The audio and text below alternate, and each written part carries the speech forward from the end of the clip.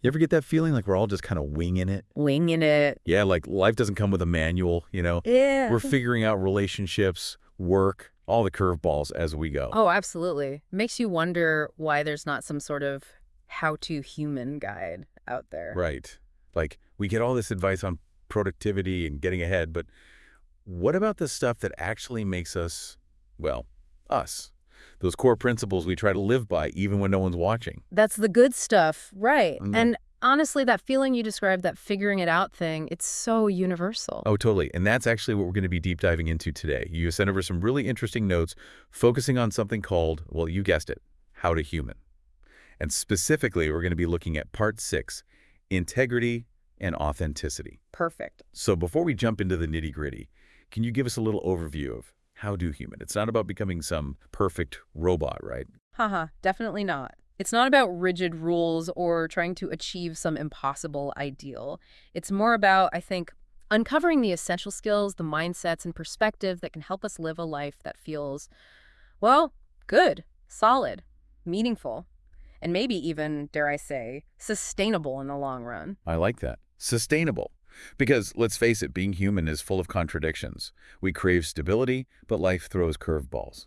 We want connection, but need our space.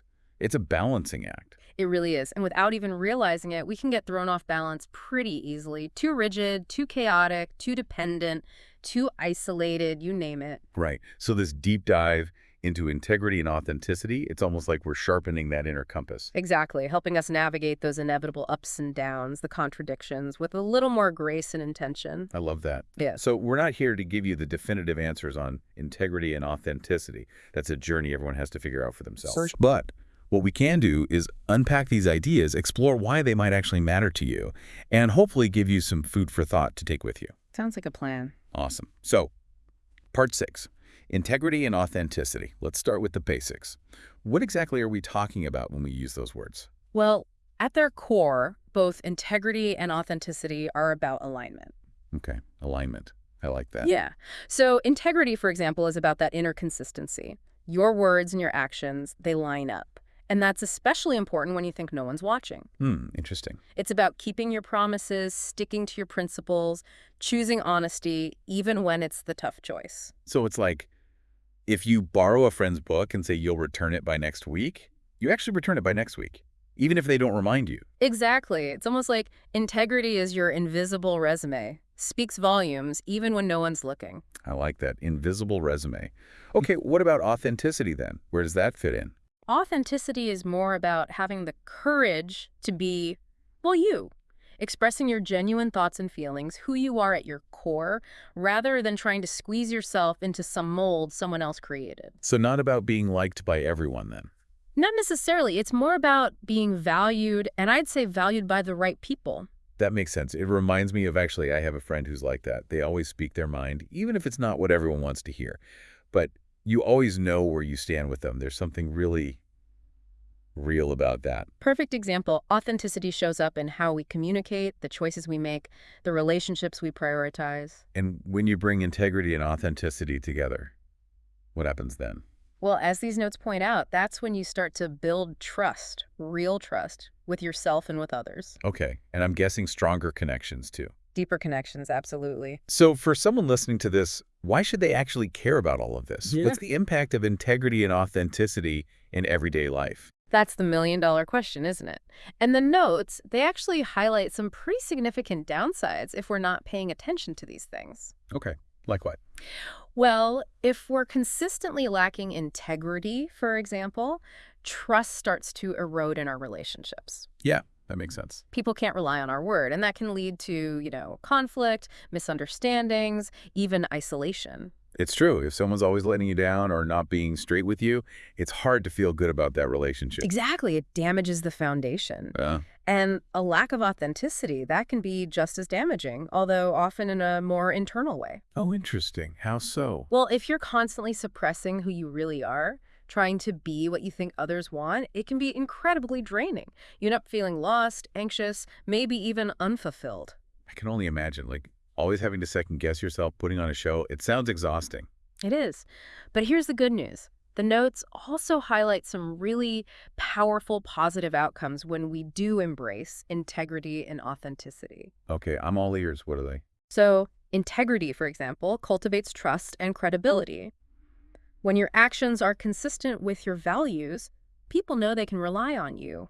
Your word actually means something. I could see how that would be important in so many areas of life. Work, friendships, even just your overall reputation. Absolutely. And authenticity, that fosters those deeper, more meaningful connections we talked about earlier. So it's about quality, not just quantity. Exactly. When you're showing up as your true self, you attract people who appreciate that person, flaws and all. Those are the people you want in your corner, right? Absolutely. It's in those relationships where you'll find real support, honesty, and I think lasting fulfillment. Makes sense. And what about internally? What happens when we compromise on these values? Internally, that can be tough. The notes mention things like guilt, shame, inner conflict when we act against our integrity. Ouch. It creates a dissonance within us. And lacking authenticity, well, that can lead to feeling exhausted from all the pretending and maybe even losing that clear sense of who you are in the first place. Wow, that's pretty deep. It is. If you're always adapting to please others, it's worth asking yourself, who are you underneath all those adaptations? Okay, so we've covered the what and the why of integrity and authenticity. But let's get practical.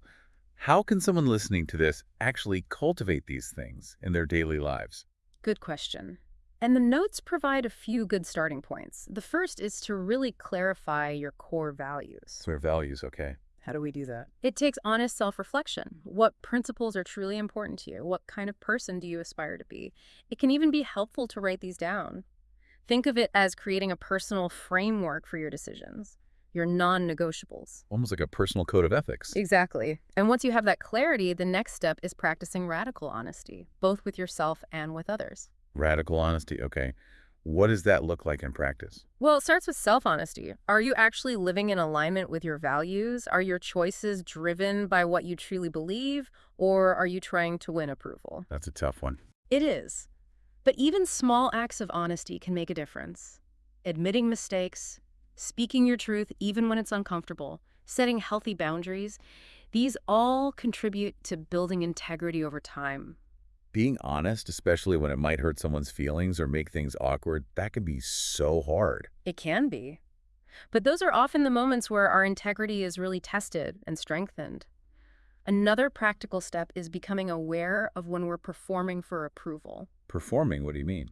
We all want to be liked, it's natural, but it's important to notice when we're acting inauthentically just to get that validation. Oh, I see. So like agreeing to things you don't want to do or presenting a certain image online that's not really you. Exactly, that's performing, and just noticing those moments, that's the first step. So it's about recognizing those times when you're putting on a show instead of just being you. Right. And then there's the whole thing about following through on your promises. Keeping your word. Exactly. And that applies to commitments you make to others, and just as importantly, the ones you make to yourself. Reliability is a cornerstone of integrity. If you say you're going to do something, do it. And if you genuinely can't, be honest about it. So your word should have weight, both for the people around you and for yourself. Absolutely.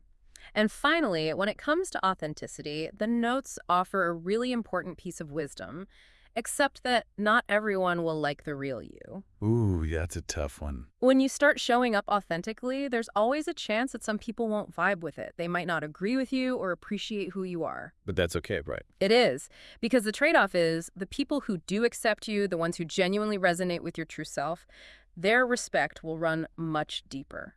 It's kind of counterintuitive, isn't it? Yeah. You'd think that trying to please everyone would make you more likable, but it might actually be getting in the way of real connection. Exactly. True connection is built on being seen and accepted for who you really are. So we've talked about the benefits, but navigating life with integrity and authenticity, it's not always sunshine and rainbows, right?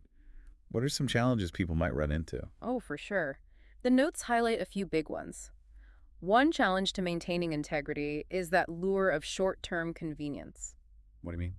Well, it can be tempting to cut corners, tell those little white lies, avoid tough conversations. It seems easier in the moment, right? Yeah, I could see that. But as the notes point out, these small compromises, they can really add up over time. And ultimately, they erode trust, both with others and with ourselves. So how do we resist that temptation? I think it's about cultivating a long-term perspective. Ask yourself, looking back, will I be proud of this decision? That's a good question to ask. It shifts your focus, doesn't it? It does, from immediate ease to the bigger picture. What about when it comes to authenticity? What kind of roadblocks do people usually hit there? I think a big one is fear of rejection. We all want to belong. It's a basic human need. So the idea of being rejected for being ourselves, that can be scary. Totally. The notes suggest a strategy they call gradual authenticity. Gradual authenticity, huh? Interesting. It's about starting small. Yeah. Be a little more honest in lower stakes situations. Maybe you express a different opinion among friends or set a small boundary you've been hesitant about. Baby steps. Exactly.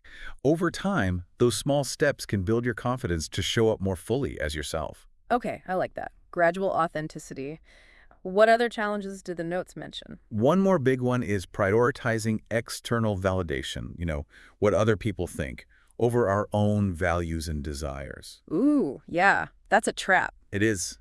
We might make choices we know deep down aren't right for us just to avoid conflict or get approval. So how do we avoid falling into that trap? It's all about checking in with yourself regularly. Ask yourself, am I making this choice because it aligns with who I am or because I'm seeking approval? So tuning into your own internal compass, not just relying on external feedback. Exactly, trusting yourself. Now, to make all of this a little more concrete, do the notes give any real-world examples of integrity and authenticity in action? Or maybe what happens when they're missing? They do, and there's a pretty powerful historical example that comes to mind. Nelson Mandela. Nelson Mandela, wow. Despite being imprisoned for 27 years for his beliefs, he never wavered in his principles. He even famously refused to seek revenge against his oppressors. That takes serious strength. It does. His integrity played a crucial role in ending apartheid in South Africa and earned him worldwide respect. That's a powerful example of staying true to your values, even in the face of incredible adversity. It really is. And on a more personal level, the note suggests thinking about someone in your own life who's unapologetically themselves. Yeah. Someone who speaks their mind, stands by their values, doesn't try to be someone they're not. I know a few people like that. Right. And even if not everyone always agrees with them, they command a certain respect. There's just this realness about them. You know what you're getting. Exactly. Now, on the flip side, the notes also look at what can happen when integrity and authenticity are lacking. They point to public figures who've been exposed for dishonesty, hypocrisy, things like that. And the damage is usually pretty bad, isn't it? It can be devastating, reputations ruined, trust shattered. Whatever short-term gain they thought they were getting, it pales in comparison to the long-term consequences. It's a good reminder that those shortcuts, that inauthenticity, might seem like a quick fix, but they can really come back to bite you. Big time. Integrity and authenticity, they might be tough to live by sometimes, but they lead to more trust, more genuine connections, and ultimately more fulfillment. So well worth the effort. Now, the notes wrap up with some really thought-provoking reflection questions for listeners to ponder. Oh, those are good. I want to highlight a few just to get everyone thinking. The first one is, do my daily actions actually align with my core values? That's a big one, isn't it? It's fundamental. It's about making sure there's no disconnect between what we say is important and how we're actually living. Another one that really stood out to me is, when was the last time I made a decision based solely on what I truly wanted rather than what was expected of me? Ooh, that's a good one. Really gets to the heart of authenticity, doesn't it? It does. It makes you think about those times when you might be sacrificing your own needs and desires. Here's another one that made me pause. Have I ever compromised my integrity for some short-term gain? And how did that make me feel? Powerful question. Forces you to look back and really consider the consequences of those choices. And then there's this one, which I think is so relevant for so many people. In what areas of my life do I feel the most authentic? And conversely, where do I feel the least authentic? That's such a good exercise. It can really pinpoint where we might need to make some adjustments. Totally. And then, last but not least, this one really resonated with me. Am I surrounding myself with people who encourage my authenticity, or am I constantly feeling pressure to conform? That's huge. The people we spend time with, they can have a big impact on our ability to be ourselves. For sure. So all of those are really great questions for anyone listening to reflect on. It's about taking these ideas of integrity and authenticity and seeing how they play out in your own life. Absolutely. And the notes, they end with this beautiful thought. Integrity is staying true to your values even when no one will know. Authenticity is showing your true self even when everyone is watching. It really sums it up, doesn't it? It does. It captures both the internal and the external sides of these really important aspects of how to human. Perfectly said. So, as you're reflecting on everything we've talked about today, we encourage you to think about how these ideas resonate with you, your experiences, your relationships, even your sense of self. And maybe as you continue to explore these ideas, one question to ask yourself is, what's one small step you can take today, even a tiny one, to live with a little more integrity or a little more authenticity? It doesn't have to be a huge change. No, just a small, intentional action that aligns with your values, with your true self. I love that. Small steps, big impact. Well, this has been a really fascinating deep dive. Thanks for breaking it all down. It's been my pleasure. These are important things to think about. They really are. Thanks for having me. To everyone listening, thank you for joining us. And until next time, keep exploring, keep questioning, keep striving to be a little more human each day.